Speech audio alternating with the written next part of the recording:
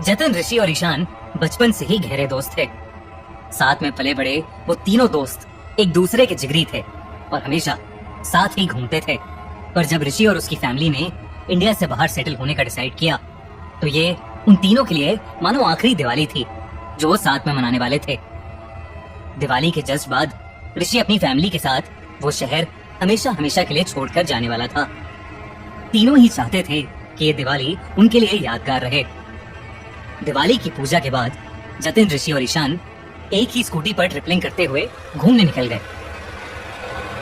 उनको क्या पता था कि उनकी ये राइड उन्हें एक ऐसी जगह पहुंचा देगी जहां किसी भी इंसान को नहीं जाना चाहिए था। कुछ दूर जाकर एक खाली सी जगह पर ऋषि ने स्कूटी रोकी और स्कूटी की डिग्गी में से बहुत सारे पटाखे निकाले। उसी रोड पर थोड़ी ही दूरी पर एक पुराना सा मंदिर भी था, लेकिन उस मंदिर में सब कुछ खंडर हो चुका था। लेकिन उस मंदिर के अंदर एक कमरा था जो अभी भी बिल्कुल सही सलामत दिख रहा था। उस कमरे का दरवाजा बिल्कुल पुराने जमाने का था और उस पर एक बड़ा सा ताला था जिस पर लाल रंग के धागे बंधे हुए थे। ऋषि ने एक एक करके पटाखे जलाना शुरू कर दिया और तभी ईशान ने एक रॉकेट लिया और दो पत्थरों के बीच में खड़ा करके उसे जला दिया। रॉकेट में आग लगते ही वो रॉकेट प्रेशर से नीचे गिर गया और सीधा उस खंडर हुए मंदिर के अंदर जाकर फट गया। एक बहुत ही जोर के धमाके की आवाज आई, पर क्योंकि वो मंदिर पहले से ही खंडर था तो उन लड़कों ने उस धमाके की ज्यादा परवाह नहीं की और अपनी मस्ती में दूसरे पटाखे जलाने लगे। पर तभी कुछ ही पलों बाद वहां तेज हवा चलने लगी, इतनी तेज कि जिन कैंडल्स से वो पटाखे जला रहे थे वो भी बुझ गईं। वो हवा देखते ही देखते इतनी तेज हो गई कि जैसे कोई तूफान उन लड़कों की तरफ आ रहा हो। उनके लिए वहां खड़े रहना भी मुश्किल हो गया था। तभी अचानक से वो हवा रुक गई और वहां बिल्कुल सन्नाटा हो गया। ऋषि और जतिन ने एक दूसरे को देखा और उन्हें ईशान कहीं नहीं दिख रहा था। उन्होंने उसे आवाज लगाई पर उन्हें वो कहीं मिल ही नहीं रहा था। तभी उन्हें ईशान के दर्द से कराहने की आवाज आई। वो आवाज उसी खंडर हुए मंदिर के अंदर से आ रही थी।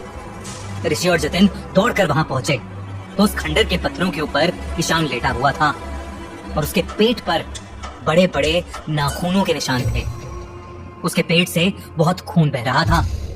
जतिन की नजर मंदिर के अंदर गई तो जो दरवाजा पहले बंद पड़ा था अब पूरी तरह से टूटा हुआ था। उन्हें कुछ भी समझ नहीं आ रहा था कि तभी ईशान की आंखें बंद होने लगी।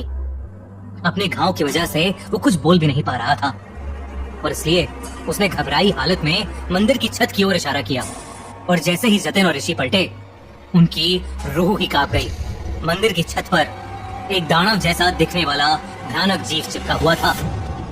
उसका पूरा शरीर जली हुई चमड़ी जैसा था और उसकी आंखें एकदम सफेद थीं।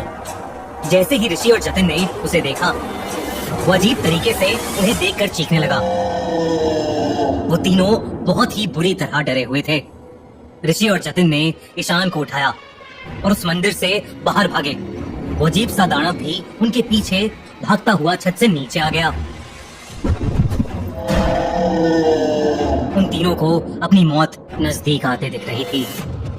ईशान को उठाकर भागना बहुत मुश्किल हो गया था और बहुत ज्यादा खून बहने की वजह से ईशान अपने होश भी खोने लगा था। जैसे तैसे करके वो तीनों उसी रोड पर भागते गए। कुछ देर तक भागने के बाद उन्होंने देखा कि वो जीव अब उनके पीछे नहीं था। वो तीनों और तेज भागे और तभी उनको रोड के ऊपर एक खंडर दिखा।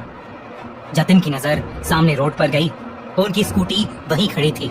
ये देखकर वो बहुत डर गए क्योंकि इसका मतलब था वो वहीं पर वापस आ गए थे जहां से भागकर वो निकले थे।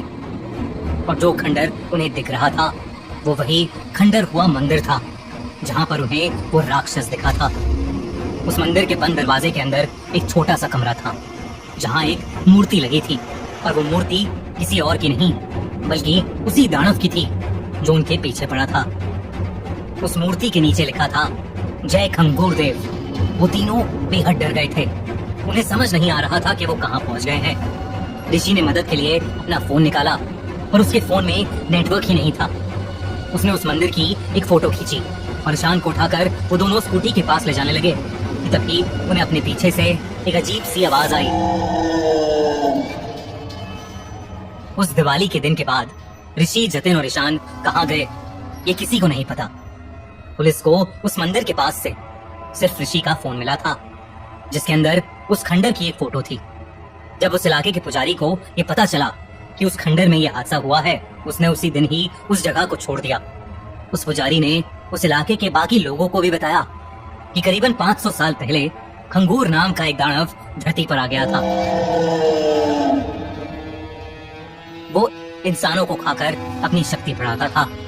सब उससे डरते थे, इसलिए उसे खुश रखने के लिए उसका एक मंदिर बनाया गया था, जहां वो उसे हर महीने एक इंसान की बलि चढ़ाया करते थे।